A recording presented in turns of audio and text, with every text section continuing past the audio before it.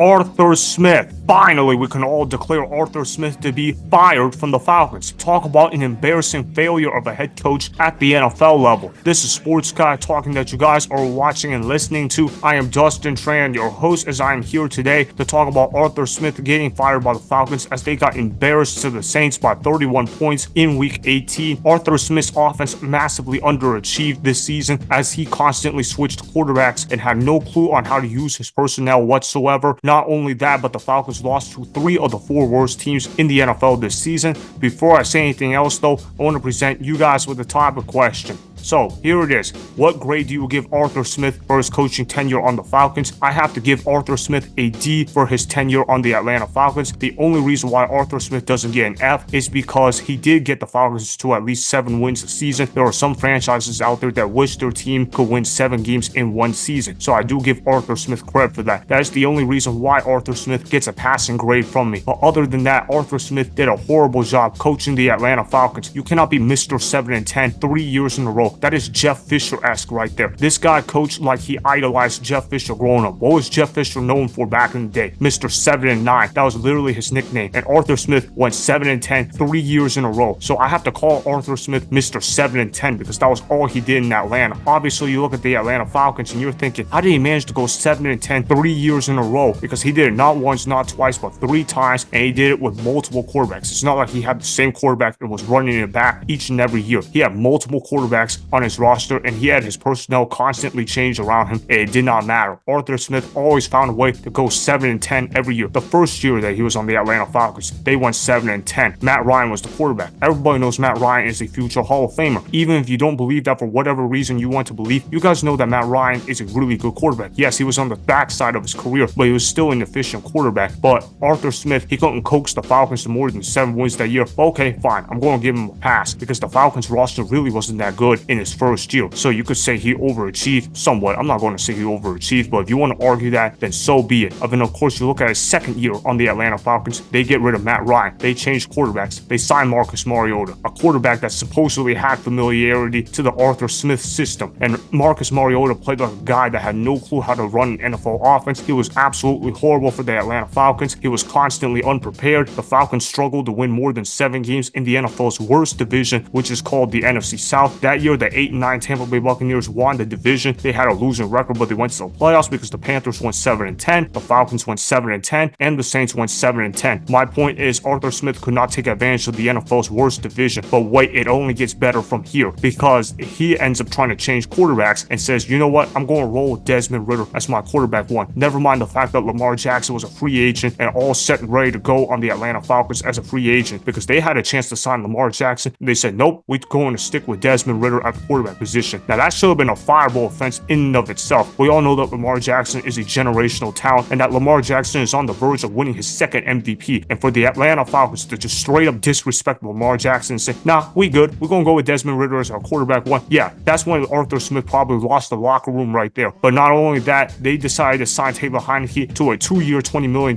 contract. Now, I don't know about you guys, but if you sign a quarterback to that contract, you're probably expecting him to start games for your roster. And obviously, that didn't happen. Taylor Heinicke was the backup to Desmond Ridder basically all season long. They didn't even stage a quarterback competition. They said, okay, Desmond, you're the quarterback 1. You're going to go out there and just take care of business. And obviously, Desmond Ridder sucked. Desmond Ridder played like a guy that had no clue what he was doing on an NFL field. I addressed Desmond Ridder a few weeks ago, saying that the Atlanta Falcons had a Desmond Ridder problem, and I still stand by that take. But you know what? Maybe Desmond Ridder wasn't the main problem on the Atlanta Falcons. The main problem on the Atlanta Falcons was Arthur Smith. And if you still don't believe me by this point, well, he managed to go 7-10 with the roster of Bijan Robinson, a generational running back. He had a generational tight end in Kyle Pitts. He also had a very good wide receiver 1 in Drake London, and he also had one of the best RB2s in the game of football in Tyler Allgeier. You look at all that talent that Arthur Smith had on offense this year, and he still managed to underachieve with that roster in Atlanta. And they also had a pretty good defense. Yes, I know they allowed 48 points to their arch rival Saints, but let's be honest, that team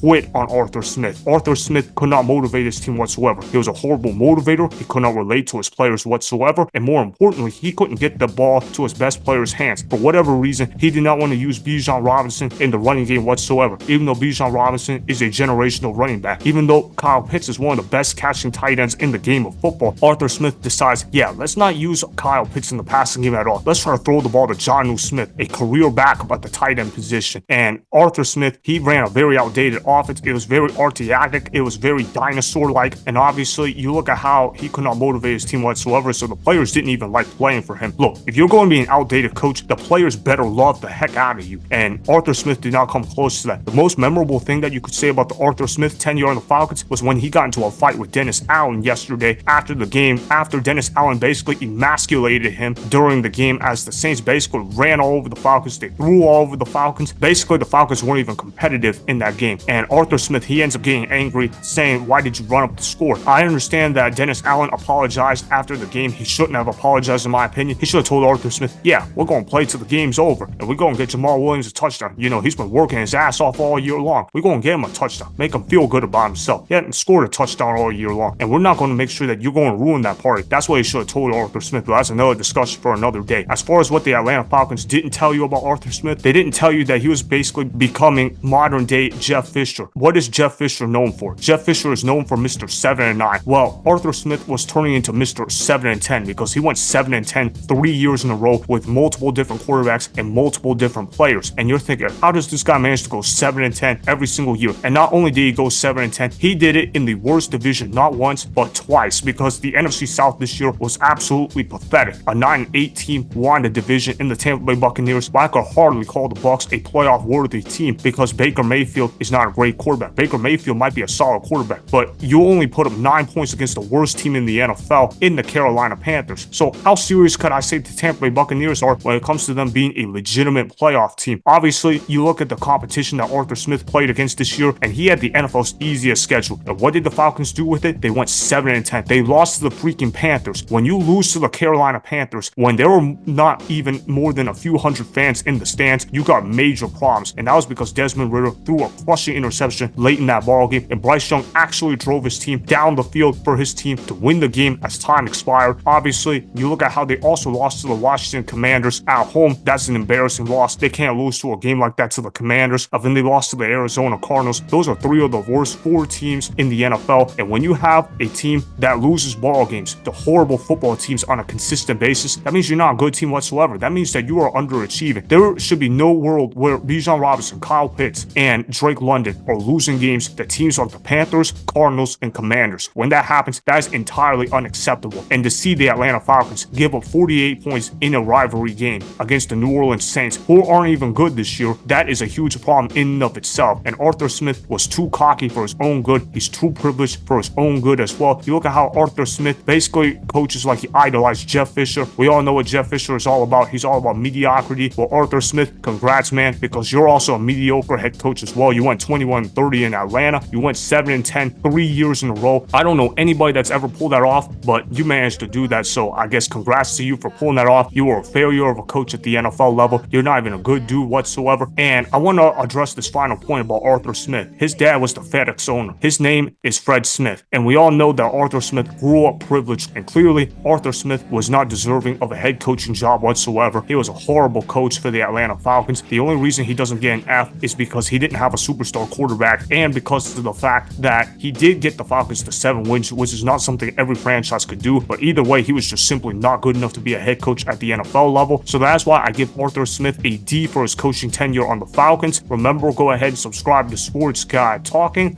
like the video, and please comment down below. If you guys do that, I may shout you guys out in my Instagram story every Monday. That'll be for the @Dustin Instagram account. Make sure to follow me on Instagram @Dustin and at Sports Guy Talking. Also, go follow me on Twitter @Dustin Again, go ahead and do those things that I just told you guys to go do. Hopefully, you guys enjoyed the content that was just produced. Peace out. I hope you enjoyed that video. Want more Sports Guy Talking, the home of great sports content? make sure you click that subscribe button to get the latest from Sports Guy Talking.